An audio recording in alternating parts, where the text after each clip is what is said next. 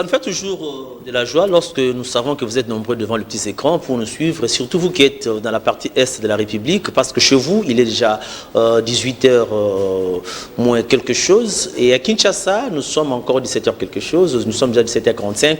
Vous êtes là en train de nous suivre, et vous êtes en dehors de nos frontières. Sachez que nous comptons aussi sur votre participation à cette émission, du fait que vous êtes des fidèles téléspectateurs de la chaîne congolaise de la PES TV, nous qui sommes sur le canal Plus 346, au canal 6 du bouquet Easy TV et canal 22 du bouquet TNT. Pendant ces temps, l'actualité fait la une dans les différents états-majors de nos partis politiques ou encore dans les différents états-majors des structures qui œuvrent pour l'émergence de la RD Congo. Avec mes invités, nous allons devoir parler des questions relatives au processus électoral en cours. Comme vous le savez, c'est depuis le 24 décembre que l'opération d'identification et d'enrôlement des électeurs pour les élections de 2023 ont été lancées et ont démarré sur les 10 provinces, choisies de la partie ouest de la République, entendez le Grand Bandundu, le Grand Équateur, Kinshasa et le Congo central.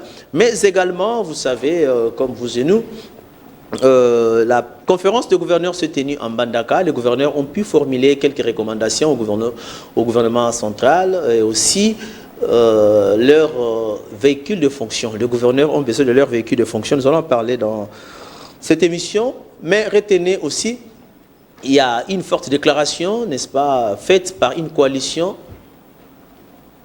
qui est sortie du néant, mais une coalition qui s'est fait parler d'elle. Une mise en commun d'idées pour parler des questions relatives aux élections.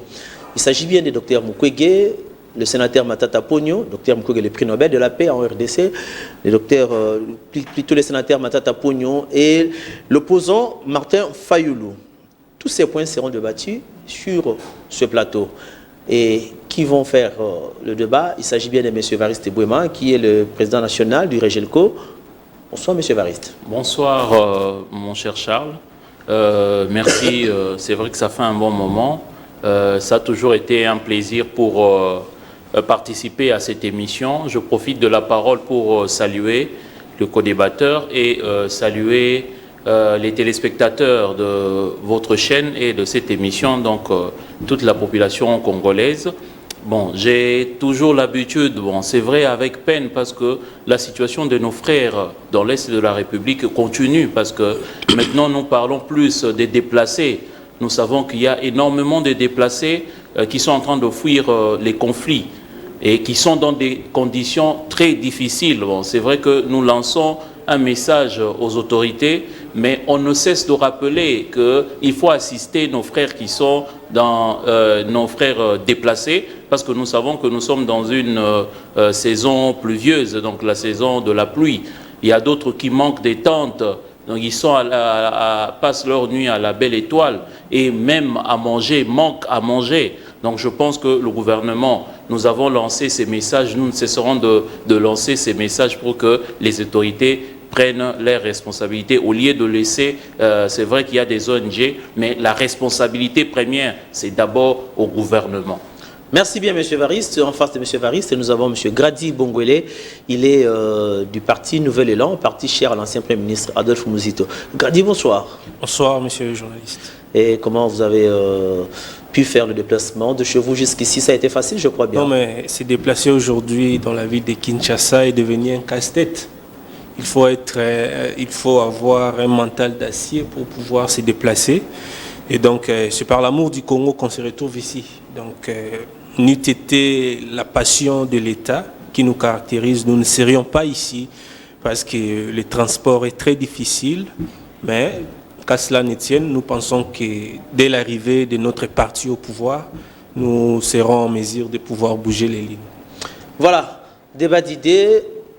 Débat avec respect mutuel, pas d'insultes, pas d'attaques personnelles sur les personnalités.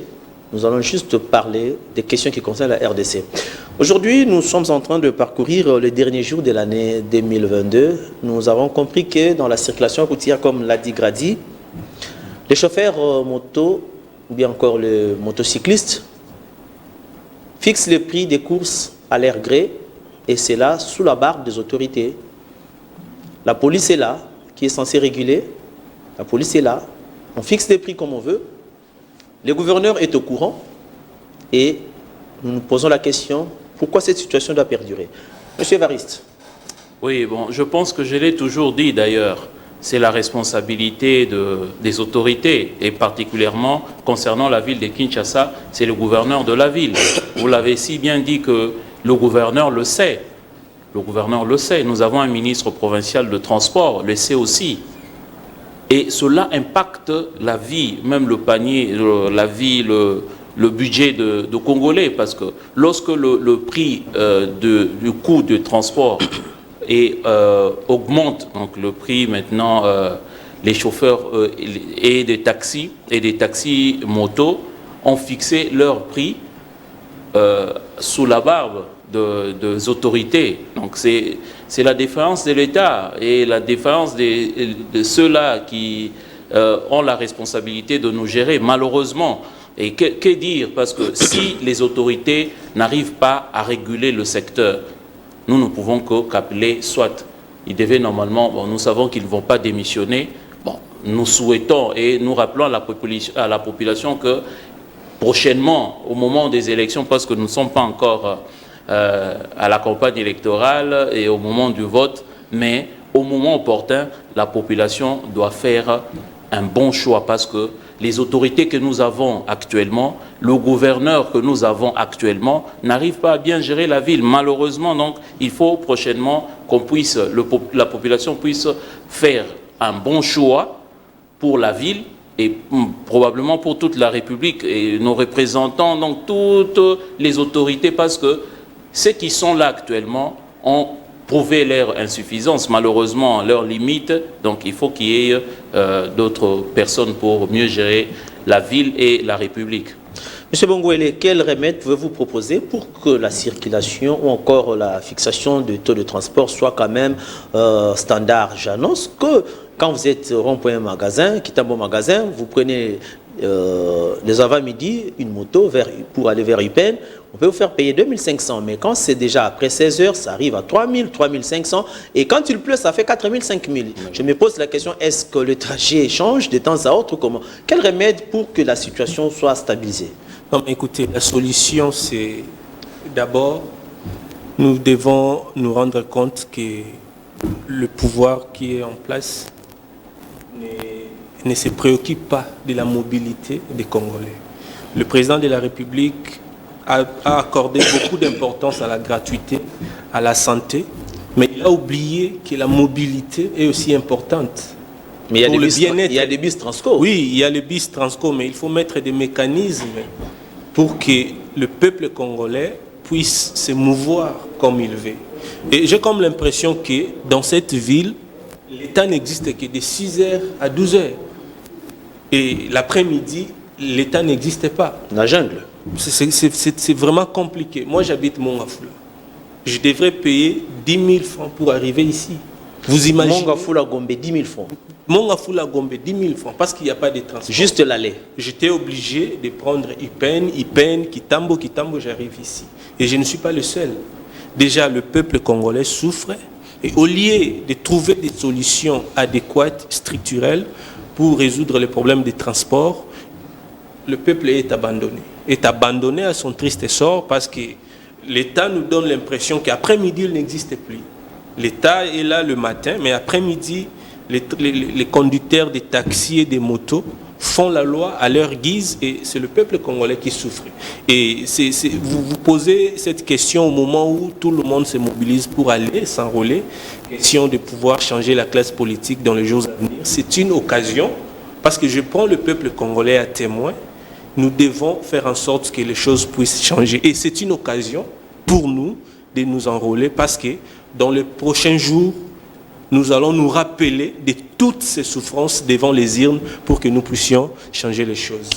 Je reste encore avec vous avant d'aller de l'autre côté parce que nous parlons déjà élection. Parlons un peu de cette opération d'identification d'enrôlement d'électeurs qui a débuté le 24 décembre dans la partie ouest de la République, dans les 10 provinces concernées. J'ai dit le Grand Bandundu, le Grand Équateur, Kinshasa et le Congo central. Je vis partout à travers la ville. Quand vous circulez, vous voyez partout là, il y a des banderoles. Le message clair, allez vous enrôler, faites ceci. apparemment, ça frise une certaine pré-campagne. Nous voyons des gens, c'est comme si, c'est pas seulement le message qu'on lance pour aller s'enrôler, mais apparemment, c'est une pré-campagne lancée. Non, mais écoutez, l'opération d'enrôlement et d'identification des électeurs, c'est l'un des processus, l'un des aspects du processus électoral, voulais-je dire. Mais vous vous rendez compte que le processus d'enrôlement est déjà biaisé. Il est déjà biaisé à tous les niveaux. Parce que Denis Kadima ne veut pas apprendre du passé, oubliant que les réalités têtues de l'histoire se répètent. Vous ne pouvez pas choisir 30 jours pour enrôler 50 millions de Congolais, sachant qu'en 2011, il nous a fallu 3 mois pour enrôler 31 millions de Congolais. En 2018, on a enrôlé 41 ou 42 millions de Congolais pendant 3 mois. Mais lui, s'hazarde à enrôler 50 millions de Congolais en un seul mois. C'est irréalisable. On les dit matin, midi, soir, mais ils s'entêtent. Les résultats, nous les voyons. Dans tous les centres d'inscription, il y a des problèmes. D'autres personnes se plaignent parce que la carte qu'on leur donne n'est pas claire. Il y a des machines dont les batteries se déchargent à tout moment. Donc on doit attendre qu'on charge d'abord les batteries pour recommencer le processus. Et c'est vraiment compliqué. Et vous ne pensez pas qu'on peut envisager une dérogation, n'est-ce pas, pour pousser un peu les jours? On peut repousser un peu la date limite? Non, même si on repoussait la date à 5, 7, 10 jours, ça ne sera pas possible. Vous ne pouvez pas enrôler 50 millions de Congolais pendant 50 jours ou 30 jours, c'est impossible. On les dit, mais ils ne veulent pas écouter. De toute façon, le message, on a déjà compris ce qu'ils veulent. On les dit. Les on là, c'est qui? Non, mais Kadima, Tshisekedi, ce sont... Mais qui leur dit que c'est ce que vous faites est mauvais? C'est qui? Non, mais nous observons, il y a des experts. Vous nouvelle élan? Non, ce n'est pas la première fois. Le peuple congolais, je ne voudrais pas ici, parce que les élections nous concernent tous. Ici, vous parlez en tant que Congolais. Je parle en tant que communicateur de Nouvel Élan, mais aussi en tant que Congolais. Voilà. Parce que ce qui se passe, c'est inacceptable. Vous savez très bien que nous n'avons pas des cartes d'identité. Nous nous servons de cette carte d'électeur pour plusieurs raisons. Alors, pour se procurer de ça est devenu tout un problème. Et donc, les choses doivent être claires parce que ce que nous voulons des élections crédibles et transparentes, mais la façon dont le décor est planté, je suis tenté de vous dire que nous sommes mal partis. Vous êtes mal partis, voilà, c'est ce que vous faites comme constat. Monsieur Évariste, vous avez une structure qui parle des élections. Vous êtes à la tête d'une grande structure, Regelco, regroupement de jeunes électeurs consciencieux. Alors, oui. Je me dis, l'opération a commencé. Vous êtes passé sur ce même plateau pour condamner l'attitude de la CENI parce qu'il ne voulait pas publier le calendrier. Enfin, il a publié le calendrier et nous sommes déjà en pleine exploitation de ces calendriers. Les opérations ont commencé depuis le 24. Vous, en tant que président de Regelco, je vous ai cherché partout. Dieu merci, je vous ai eu aujourd'hui. Je sais que vos mots vont peser parce que vous êtes à la tête d'une structure qui encadre la jeunesse pour les élections conscientes. Dites-nous, comment avez-vous fait la lecture de ces processus qui a déjà commencé, ça fait plus ou moins 3-4 jours? Bon, oui. Déjà, notre travail, ce n'est pas seulement, c'est vrai que nous sensibilisons, je m'excuse, mais nous devons aussi aider la CENI parce que lorsque, à l'époque, avant que la CENI puisse publier le calendrier, on le disait déjà que on est en retard par rapport au processus parce que lorsque M. Kadima a annoncé la publication du calendrier, on était déjà presque à la fin de cette année et compter la convocation de l'électorat 90 jours avant la fin du mandat du chef de l'État, techniquement, on se disait déjà qu'il y a un problème. Et nous l'avons dit avant, bien avant que M. Kadima puisse publier le calendrier, mais malheureusement, on nous a traités de tout le nom. Et lorsqu'il a publié le calendrier, nous l'avons dit que le calendrier était irréaliste. Donc, ce n'était pas un calendrier réaliste. Mais on nous a traité de tout le nom, disant que vous avez demandé à ce que M. Kadima puisse publier le calendrier et voilà votre calendrier. Mais nous voulons avoir de bonnes élections. Et d'ailleurs, si le président Tshisekedi a milité pendant tous ces temps et son parti politique, le parti de son père, dans l'opposition, c'était pour instaurer un état des droits et qu'on puisse organiser des bonnes élections. Mais malheureusement, ce n'est pas du tout le cas. Vous avez donné l'exemple de Monseigneur Ambongo, qui se rappelle des élections de 2006 et de 2011, disant que au moins à cette époque-là, c'était mieux. Lorsqu'il a eu sa carte d'électeur, la carte, il a traité la carte, il a dit que la carte ressemblait à une copie, à une photocopie. Pourtant, c'est l'original. Pourtant, c'est l'original. Donc, c'est pour dire qu'il y a énormément de problèmes aujourd'hui, et c'est comme ça que M. Kadima, qu'on a vanté que c'était un expert, mais malheureusement, M.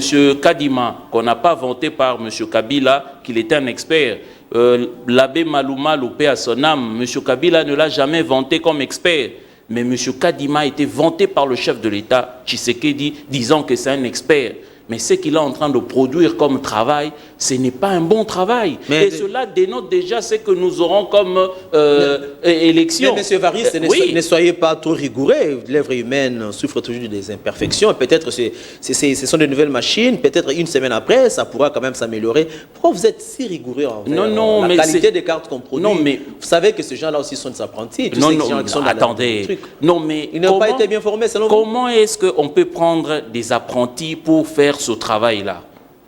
Donc là, c'est comme ça que j'ai toujours dit que M. Kadima se moque de Congolais. Vous ne trouvez pas que c'est trop tôt de porter des jugements par rapport à la qualité du travail? On n'a jamais assisté à ça. Non, attendez. Et moi, nous l'avons dit ici. En 2011, nous avons eu plus de 3 mois, 4 mois ou 5 mois pour enrôler plus de 30 millions de Congolais, 25 millions de Congolais. En 2018, pour enrôler 40 millions de Congolais, on a pris presque 9 mois. Mais M. Kadima nous dit qu'il peut nous enrôler en 1 mois. Et d'ailleurs, M. Kadima a été contesté par Mme Seya, membre du bureau, qui a écrit une lettre pour contredire le calendrier de son président, M. Kadima.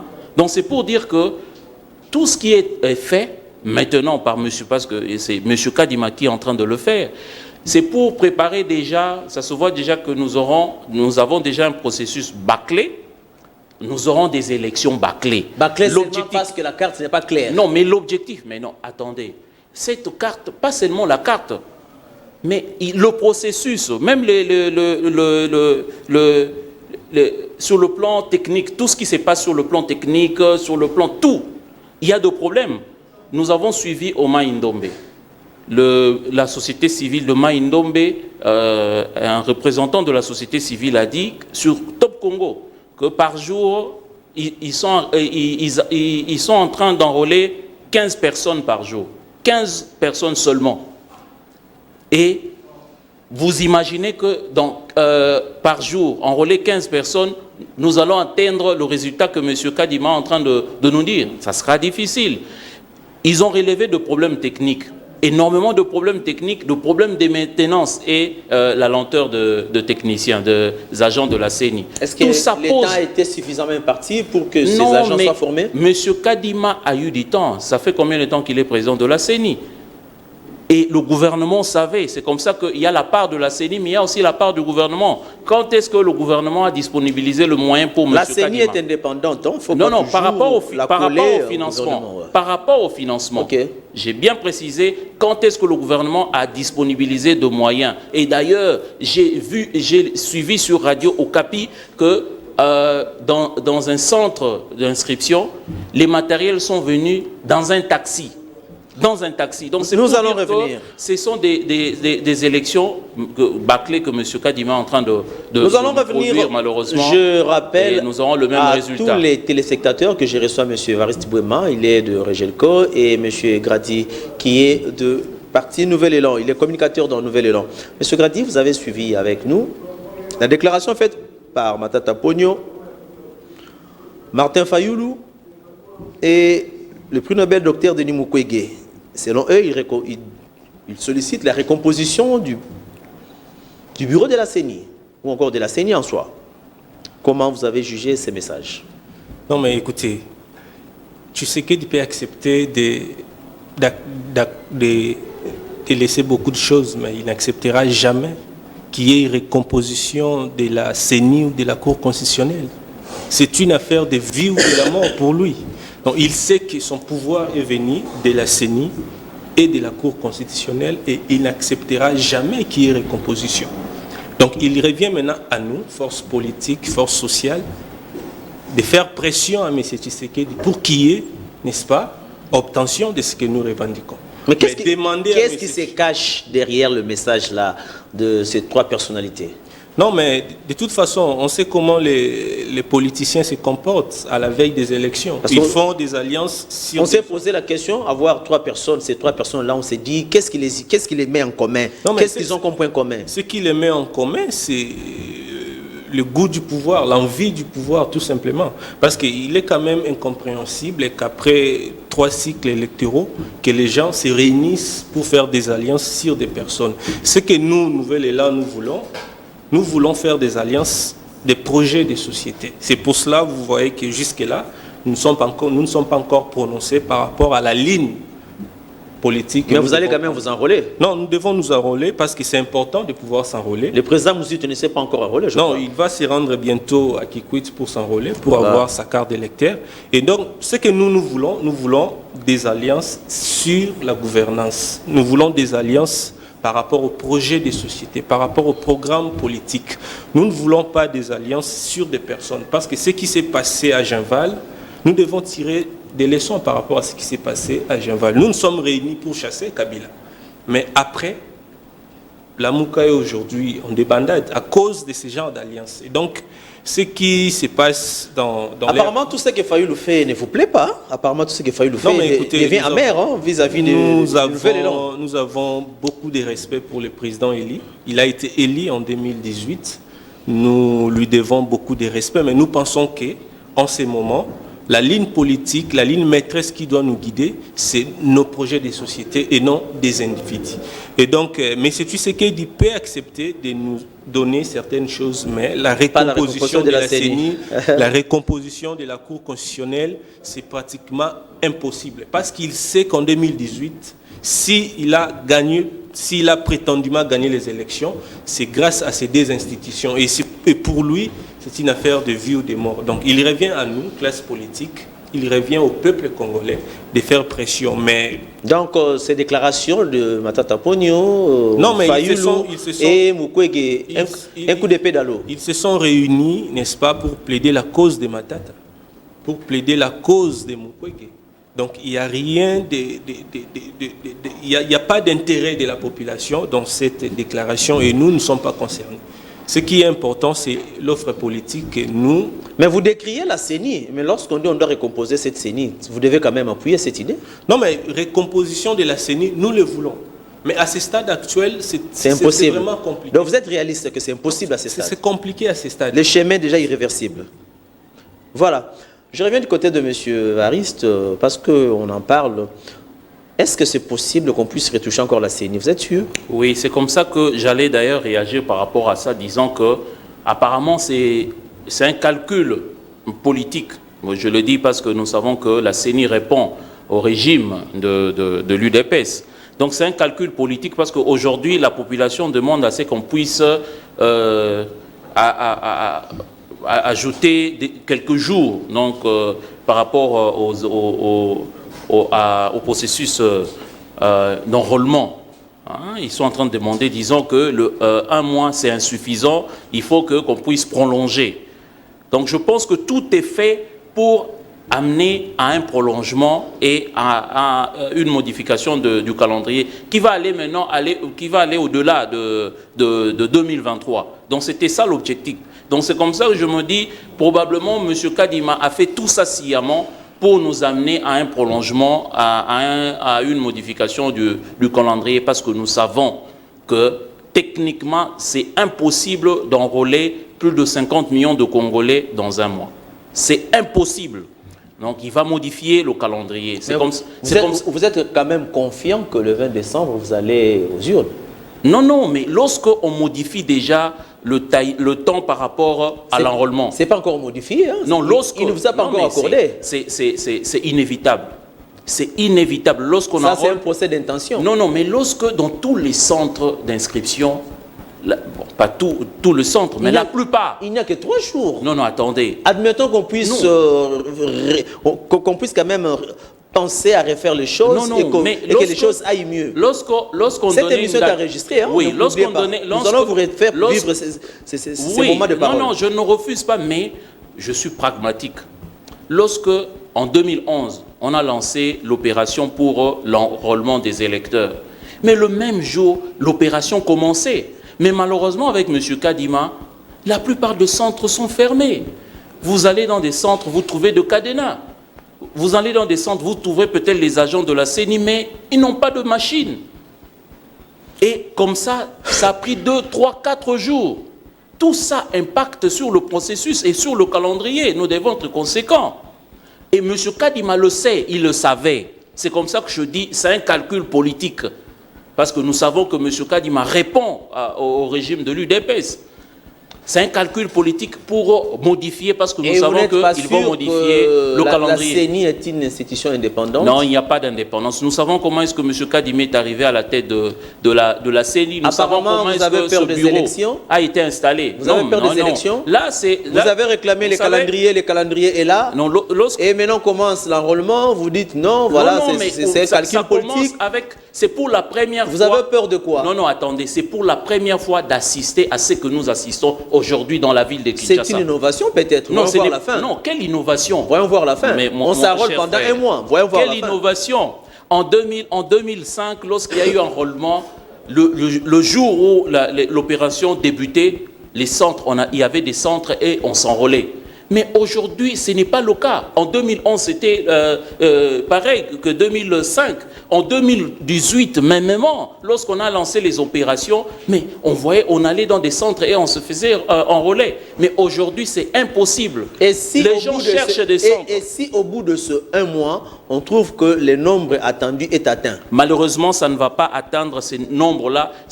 Je le dis, c'est pratiquement impossible parce que nous avons déjà un retard de 3-4 jours. Prophète des malheurs? Non, non, je suis réaliste. Nous avons déjà un retard. Je l'ai dit ici, au Maïnombe, on arrive à enrôler 15 personnes par jour. Faites les calculs. 15 personnes par jour. Donc c'est pour dire que c'est un calcul politique. Nous savons que tout est fait pour favoriser le régime en place. C'est un secret de le régime qui vous a donné la gratuité de l'enseignement. Non, faut quand même jeter la gratuité, les enfants sont n'ont pas de banc. Le régime qui a fait preuve de sa diplomatie, aujourd'hui nous sentons la levée de l'embargo. Non, la diplomatie, mais aujourd'hui, je vous informe que le M23 menace le territoire de Massissi. Donc c'est pour dire qu'il n'y a pas de diplomatie. Vous avez suivi le président Yoweri Museveni qui demande au gouvernement de négocier avec le M23. Il n'y a pas de diplomatie. Nous allons revenir sur la situation sécuritaire.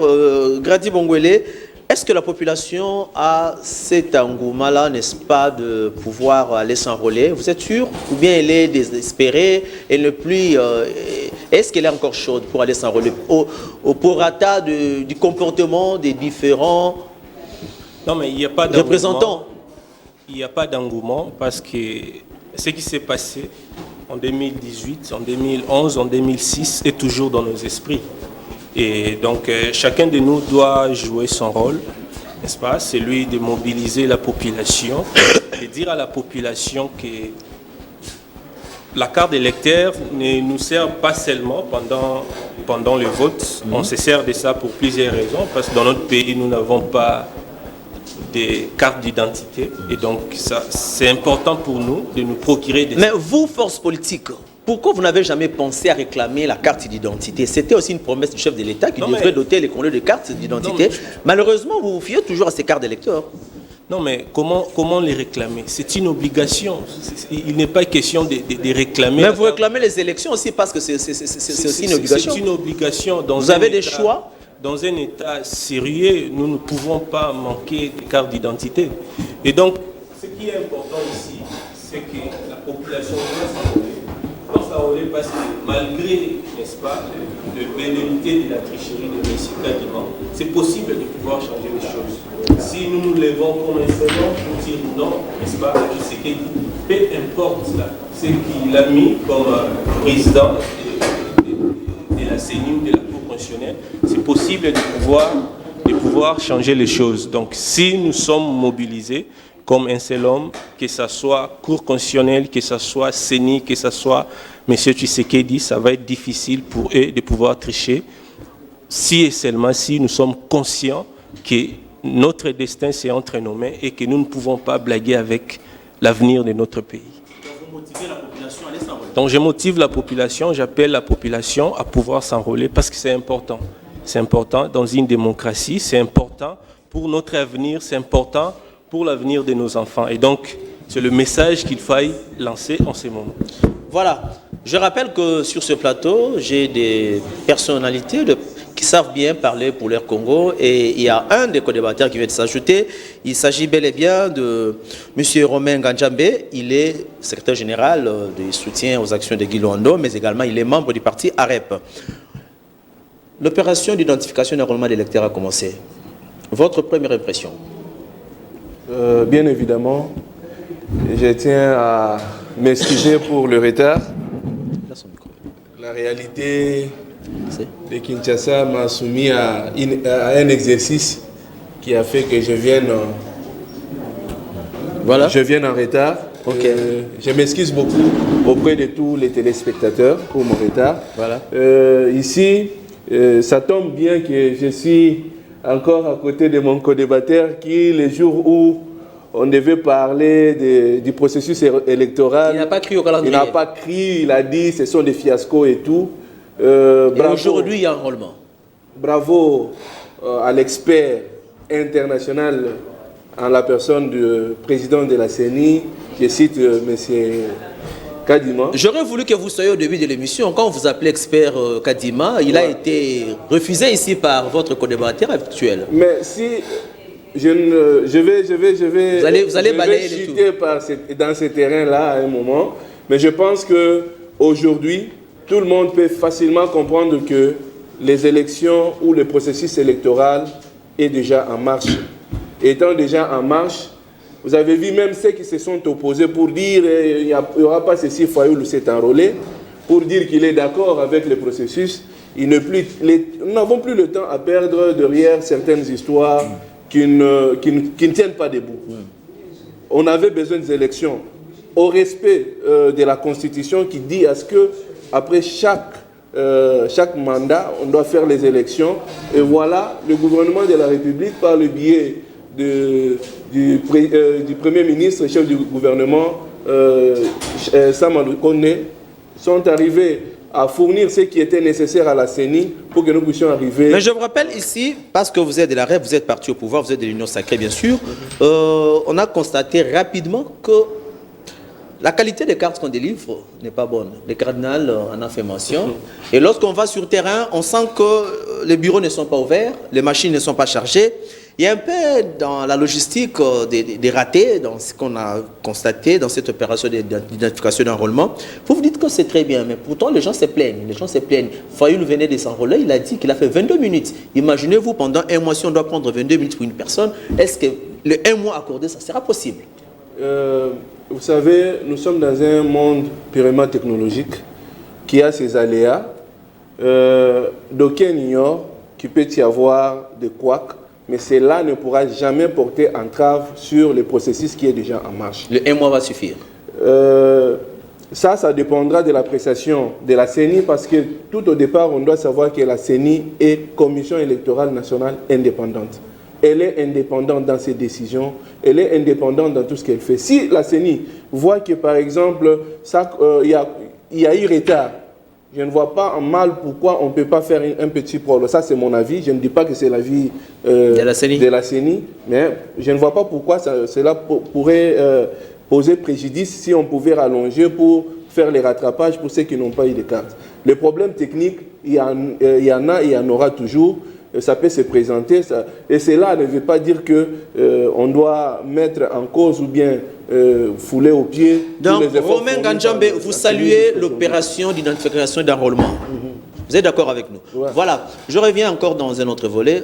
Monsieur Grady, avant que je n'aborde Monsieur Évariste, il y a des candidats qui se sont déjà autoproclamés, encore proclamés. Nous connaissons, il y a Moïse Katumbi, il y a Matata Pogno, il y a Jean-Claude Bayende, il y a le président Félix lui-même, il y a le président Mouzito, il y a...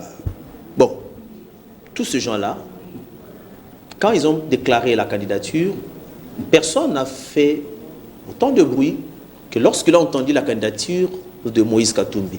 Vous êtes Congolais, Moïse Katumbi fait partie de la Mouka jusque-là. Donc vous avez... Est-ce que vous aurez une candidature commune ou bien comment? Bon, permettez-moi d'abord de dire un mot par rapport à ce qu'a dit Romain Nganjambe par rapport à la réalité.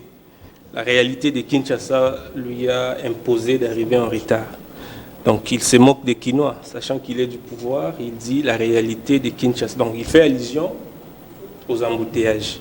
Alors que c'est vous qui êtes censé, n'est-ce pas, trouver la solution à ces problèmes. Donc c'est une moquerie des Kinois et ce n'est pas bon. Moïse Katumbi, bon, écoutez, je lis la loi électorale, je lis la Cour constitutionnelle, je n'ai vu aucun article de la Constitution, de la loi électorale qui interdit à Moïse Katumbi d'être candidat président de la République.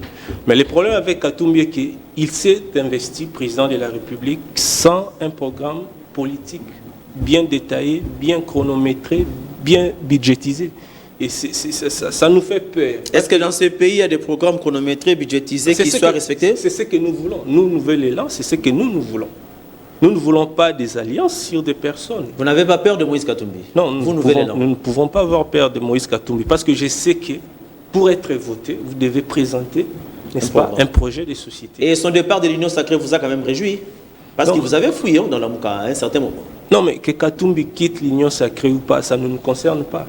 Ça ne nous concerne pas. Donc nous, ce qui nous préoccupe, c'est le malheur de la population. C'est le malheur, n'est-ce pas, dont est victime nos frères de l'Est. Et nous nous focalisons sur notre projet de société que bientôt nous allons montrer aux Congolais, nous allons offrir aux Congolais pour qu'ils puissent décider qui, n'est-ce pas, va conduire le pays pendant les 5 années prochaines. Les alliances, eh bien, nous sommes ouverts à toutes sortes d'alliances, mais pourvu que nous puissions, n'est-ce pas, nous puissions faire des alliances sur un programme, sur un projet de société. Nous sommes fatigués. C'est probable que vous faites aussi l'alliance avec l'Union sacrée, avec son candidat Félix Tshisekedi, si le programme vous convainc? Non, mais si Félix Tshisekedi se présente avec un projet de société séduisant, eh bien, nous allons les soutenir. Mais s'il vient avec des concepts, n'est-ce pas, vieux du genre bonne gouvernance, lutte contre la corruption, état de droit, nous sommes fatigués de ça. Nous voulons un projet de société qui doit être budgétisé, chronométré, bien détaillé. Merci. Monsieur Evariste, l'annonce des candidatures à la présidence fait la une aussi. Les gens ont beaucoup bougé, ont beaucoup parlé sur la candidature de Moïse Katumbi. Oui, bon, je dis déjà à notre ami de Nouvel Élan que je pense que nous avons connu des élections, ce n'est pas la première fois, même M. Noël Tchani, je pense qu'il avait un projet de société, je le pense, et même Seth Kikouni. Donc, c'est vrai que M. Katumbi s'est déclaré avant qu'il sera candidat à la présidentielle, mais je pense qu'il y aura un moment qu'il va présenter son projet de société. Je pense qu'il y aura un moment où il va le faire. Ou si il ne l'a pas fait, je n'ai pas suivi son congrès, mais je pense que peut-être qu'il a fait... Il n'a pas fait, malheureusement. Ah, d'accord. Mais je pense qu'il aura le moment de le faire. Là, je ne pense pas qu'il y a un problème à ça. Parce que c'est vrai, dans ce pays, nous avons connu beaucoup de projets de société. Et d'ailleurs, si notre ami nous dit qu'ils veulent faire des alliances par rapport aux projets, c'est bien beau d'ailleurs, pas par rapport aux individus. Mais nous avons connu beaucoup de projets de société dans ce pays. Qui sont restés lettres mortes. Mais oui, qu'on n'a jamais appliqué. Nous avons besoin maintenant du pragmatisme, pas de littérature un peu inutile. Pragmatisme comme Félix Tshisekedi, bien sûr. Non, mais M. Tshisekedi aussi avait un projet de société, je vous le rappelle. M. Tshisekedi avait un projet de société, mais malheureusement, sur le terrain, qu'est-ce qui se passe? Mais si c'est aimé à se coller à son projet de société par rapport aux réalités trouvées sur le terrain, c'est voilà pourquoi il est pragmatique. Non, mais le pouvoir, ce régime est incapable d'améliorer la situation de Congolais. Les étudiants ne vont pas vous écouter sur cette oreille. Non, ils ont une entreprise Transacadémia où ils ont des bus. Non, mais des bus puisés dans une entreprise juste pour les bus des étudiants. Non, mais les bus puisés dans Transcorp. Donc, il faut arrêter. Il y a énormément de problèmes dans ce pays. Et particulièrement le problème dans l'Est de la République. Et lui-même, d'ailleurs, le chef de l'État l'avait dit que s'il n'arrivait pas à mettre fin à la guerre de l'Est, il va considérer son mandat comme un échec. Nous sommes maintenant, et il est presque fin mandat. La situation continue. Je l'ai dit ici, je viens de suivre Radio Okapi, je viens de suivre, excusez-moi de citer, je viens de suivre le média, voilà, comment est-ce que la situation est dans le parc de Virunga, aux alentours de Massissi, et même à Kibumba. Donc nous devons arrêter à un moment donné. Monsieur Katumbi fait peur. À qui ? Il fait peur à tout le monde. Monsieur Katumbi, excusez-moi de le dire, heureusement qu'il n'y a pas un kabiliste ici, mais Katumbi a fait peur au régime passé. Et il continue à faire peur à ce régime. Et c'est comme ça que vous voyez cette agitation. Mais ce n'est pas un secret. Donc, oui. Je suis tenté de dire que vous avez une main tendue vers Katumbi. Non, non, pas du tout. Ou bien c'est un constat des patriotes. Pas du tout. Il fait peur. Eux-mêmes savent pourquoi est-ce que M. Katumbi leur fait peur. Je reviens vers vous. Monsieur Romain, vous avez suivi l'annonce de la candidature de Moïse Katumbi. Et tout a été bougé. Tout a été en ébullition. On a entendu des gens dire à quoi ça la campagne ou à Picota, ça la campagne Buka Tokopanza. Bon, pour ce dont vous venez de dire sur sa campagne, c'est à vous, c'est auprès de vous que je viens de briser ça. Mais du moins, ça a bougé. Bon, je m'en vais d'abord par dire, je vais rectifier quelque chose auprès de l'ami. Il doit savoir que les embouteillages, il n'y en a pas seulement à Kinshasa. Même dans les pays les plus industrialisés au monde, il y a d'embouteillages. Vous justifiez les embouteillages de Kinshasa par ce qui se passe au monde. Je reviens ici à dire, pour nous de l'Union Sacrée, bon... Et particulièrement de la REP, hein? Qu'il me soit permis, je vous ai toujours dit, oui. Les jours où j'aurai mandat de mon parti, pour venir parler au nom du parti, je serai là. Mais du moins, vous êtes membre de la REP. Je suis membre d'AREP, parti de son Excellence Guy Lwandamboyo, mon autorité de référence à qui j'ai beaucoup de respect. J'étais en train de dire ici que la candidature de Moïse, en quoi est-ce que ça peut bouger les clans Union Sacrée?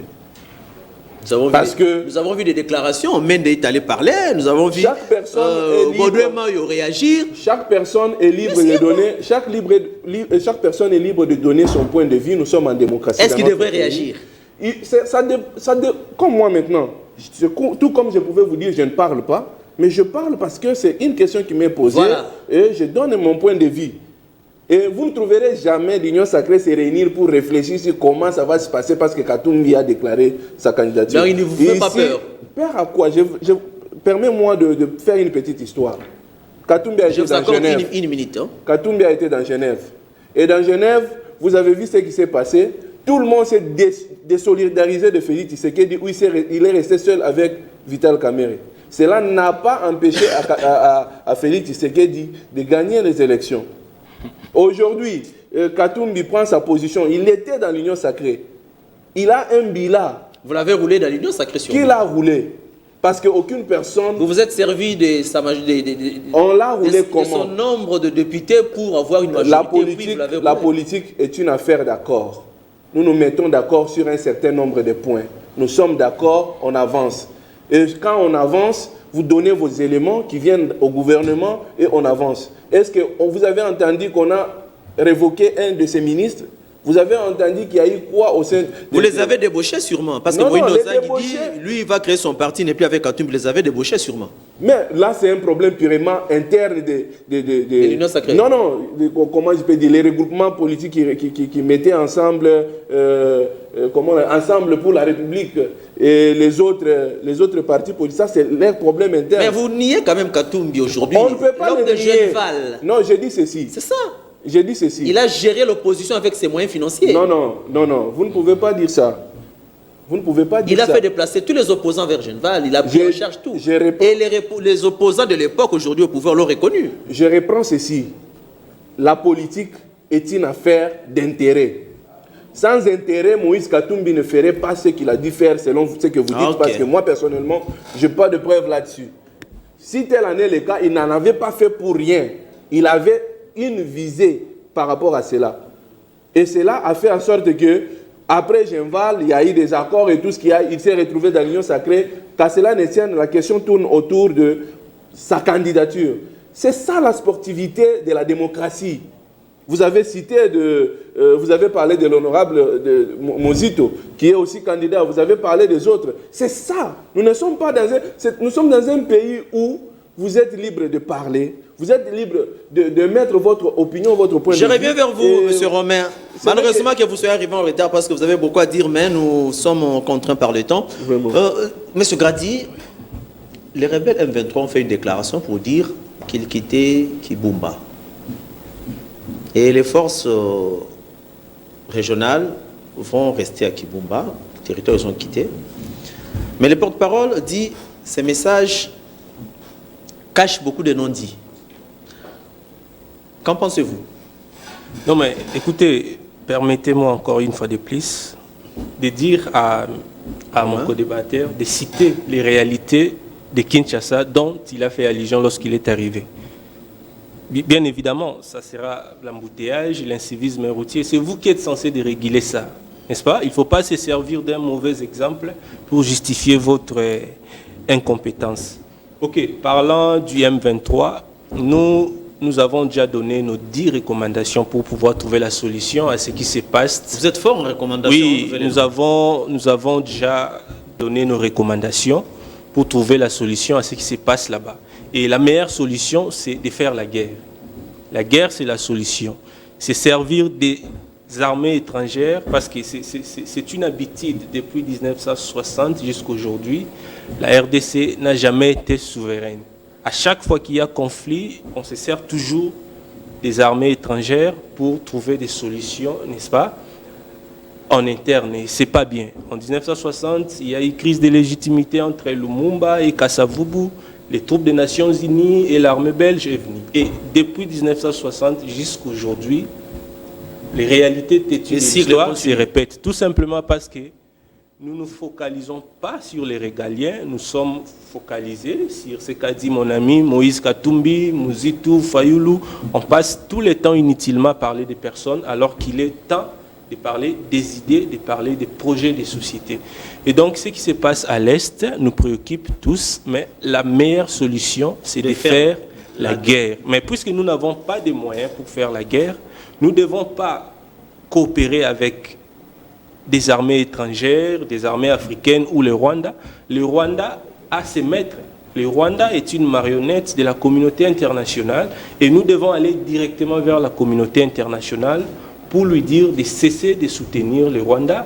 Si la communauté internationale veut avoir des minéraux qui sont dans l'est du pays, nous sommes prêts à négocier avec elle. Parce que avec tout ce que nous avons comme richesse, nous ne pouvons pas développer le pays seul. Nous avons besoin des industries, nous avons besoin de la main extérieure.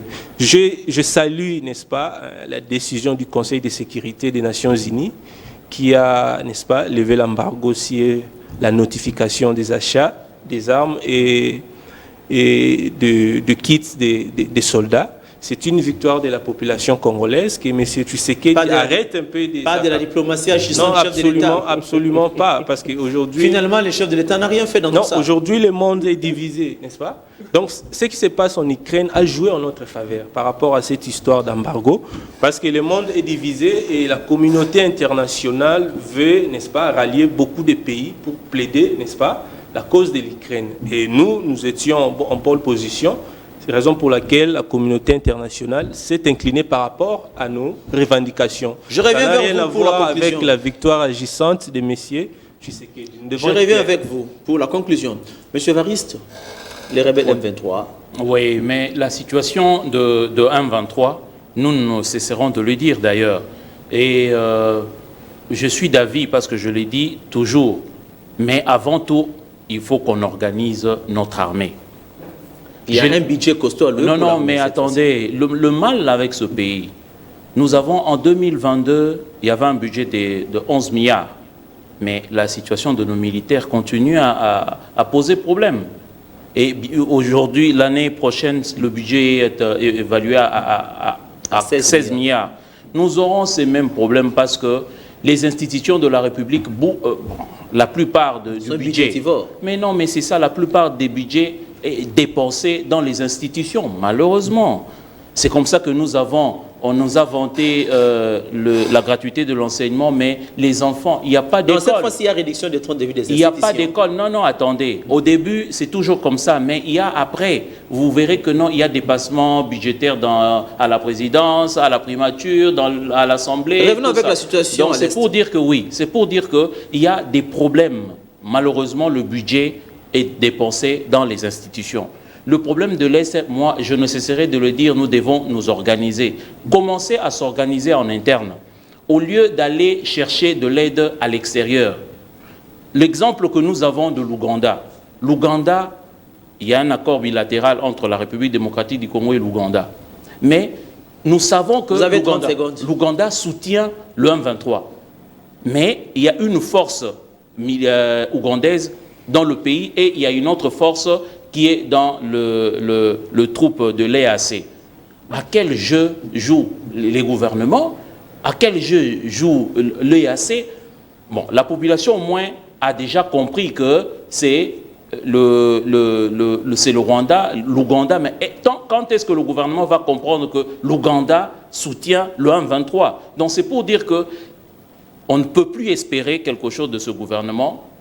Nous aurons, au moment opportun, demander à la population de faire un bon choix parce que ce gouvernement ne mérite plus de gérer. Attendez les moments opportuns pour la propagande et malheureusement. Indiquer la population à faire des choix. Voilà. Monsieur Romain, vous êtes là. Le M23 dit veut quitter certains territoires. Mais les FRDC disent, là, ce sont des paroles avec piège derrière. En tant que Congolais, c'est quoi? Bon, en fait, la guerre, tout comme une agression, est au départ stratégique. On ne peut pas se fier comme si c'était de la parole de l'Évangile sur ce qui est dit sur tous les rebelles. Voilà pourquoi vous avez vu l'intervention du ministre, du vice-premier ministre, ministre des Affaires étrangères, qui a dit, bien qu'ils ont dit ça, mais nous devons être vigilants. Parce que nous ne pouvons pas nous fier à eux. Je voudrais ici revenir sur... Nous chutons déjà, oui, chacun de vous a une minute. Vous avez, je vous donne déjà vos 1 minute pour conclure. Ça fait 2, non? Non, 1 minute, vous avez fini. Nous clôturons l'émission. Vous êtes venu en retard. Les réalités de Kinshasa. Voilà. Je vous accorde 1 minute pour voilà. 45 secondes d'ailleurs. Je voudrais un peu dire à l'ami, nous devons être honnêtes. Honnêtes dans le sens que, bien que nous pouvons être de l'opposition, mais quand il y a quelque chose de bien, qui est le fruit d'un travail fourni par quelqu'un, les reconnaître. Vous avez vu l'opposition ici clamer haut et fort combien le président de la République dilapidait les fonds du trésor public en faisant ses voyages pour le tourisme, machin. Aujourd'hui, quand ces voyages produisent le fruit, ils disent que c'est la population. Vraiment ça, sincèrement, c'est de la malhonnêteté. C'est de la malhonnêteté. Ça ne peut pas se faire comme ça, où vous voyez quelqu'un qui s'est coupé en morceaux. 15 secondes. Se couper en morceaux pour que l'on arrive à arracher cette victoire. C'est vrai, c'est une victoire de la population, mais cette population avait désigné une personne à la tête du pays. Merci beaucoup. Félix Antoine Tshisekedi. Vous avez 30 secondes pour conclure. Non, mais comme je l'ai dit, ce n'est pas la victoire de M. Félix Tshisekedi. C'est une victoire de la population, n'est-ce pas? On a vu l'Église, n'est-ce pas, organiser des marches. On a vu tous les Congolais se mobiliser sur les réseaux sociaux pour demander qu'il y ait arrêt, qu'il y ait levé, n'est-ce pas, de cet embargo. C'est une victoire de la population. Merci. Et c'est grâce à la guerre, n'est-ce pas, qui se vit en Ukraine que la communauté internationale a fléchi. Merci, 30 secondes, monsieur Evariste. Oui, je dis aussi un mot par rapport à ça. Nous savons que cela a commencé lorsque la population a manifesté contre la MONUSCO et a attaqué, a pillé même les installations de la MONUSCO. C'est là où nous avons vu le secrétaire d'État américain venir ici pour ne pas, parce que la population voulait que la MONUSCO parte. La MONUSCO, c'est un instrument que l'Occident utilise pour contrôler la République démocratique du Congo. Et l'influence de la Russie en Afrique et la Chine, les États-Unis cherchent à avoir toujours leur mémise. C'est comme ça qu'ils ont fait cette faveur-là. Merci bien. Je recevais sur ce n'est pas ce une victoire plateau de M. Tshisekedi. 3 invités. M. Evariste Bouema, qui est le président national du Regelco. Je recevais M. Romain Gandjambé, qui est le secrétaire général du SAGEL, mais aussi membre du parti politique AREP, parti cher à son excellence maître Guy Luando. Mais il y avait aussi M. Grady Bongwele, qui est du parti Nouvel Élan, communicateur du parti Nouvel Élan, parti cher à l'ancien Premier ministre Adolphe Mouzito. Avec eux, nous avons échangé sur des questions que vous avez suivies au cours de ces magazines. Portez-vous bien, bonne suite des programmes sur la PES TV. Au revoir.